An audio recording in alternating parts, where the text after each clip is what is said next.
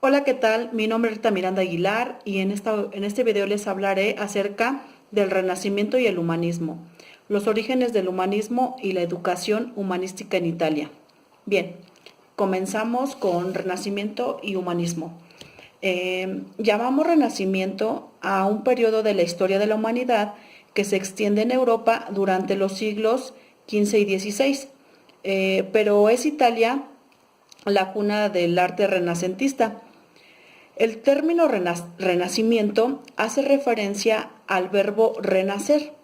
Después de casi 10 siglos de mentalidad cerrada y centrada en refugiarse en Dios como remedio para los males de la época, ya sea enfermedades, hambre, muerte, etc. La humanidad, cansada de vivir de esa manera, vuelve su mirada hacia las ideas de la cultura clásica, Grecia y Roma, como modelos de perfección. Grecia, cuna de la democracia y de la filosofía, era el mejor maestro. La visión teocéntrica del mundo, característica de la Edad Media, se transformará en una visión antropocéntrica. El hombre, la persona, como medida de todas las cosas. Tres hechos marcaron profundamente esta época.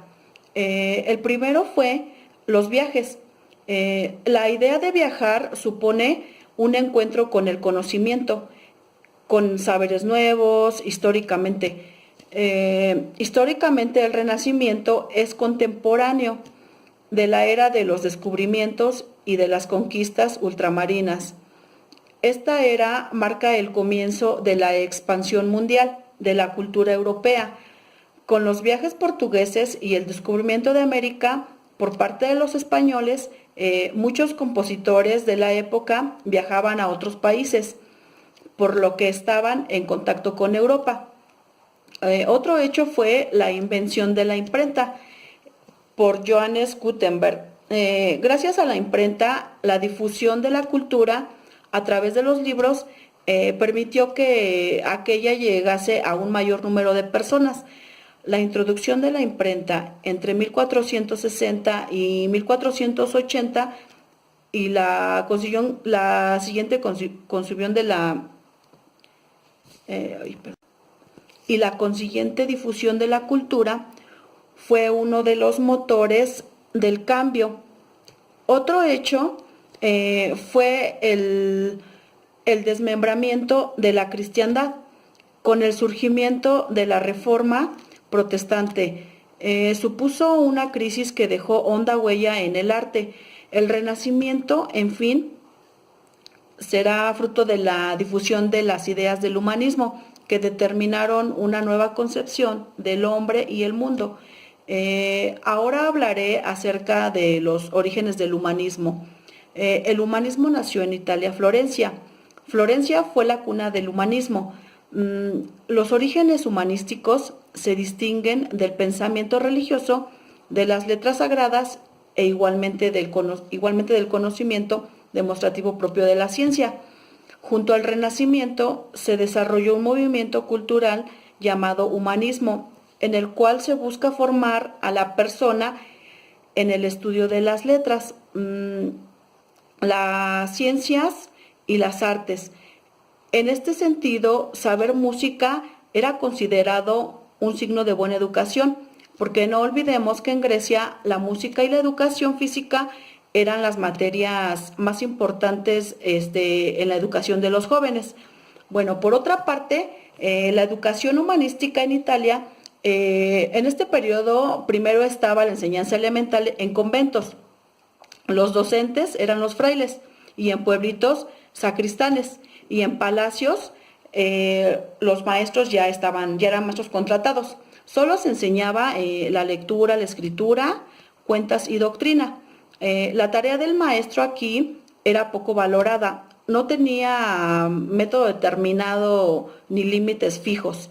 La lengua vernácula se iba extendiendo en las escuelas y, y eh, se iba extendiendo y en las escuelas se fue abandonando totalmente el latín, pero poco a poco se admite que su estudio era esencial, el latín era la base de todo el sistema educacional, humanístico.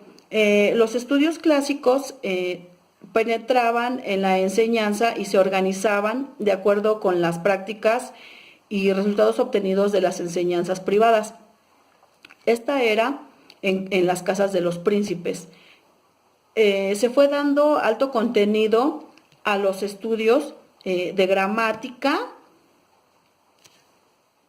y de latinidad, cuya finalidad era alcanzar la perfección,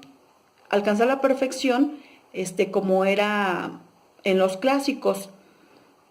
Hasta los jesuitas, la escuela de gramática no tenía grados, entonces era aquí difícil distinguir educación secundaria de educación universitaria.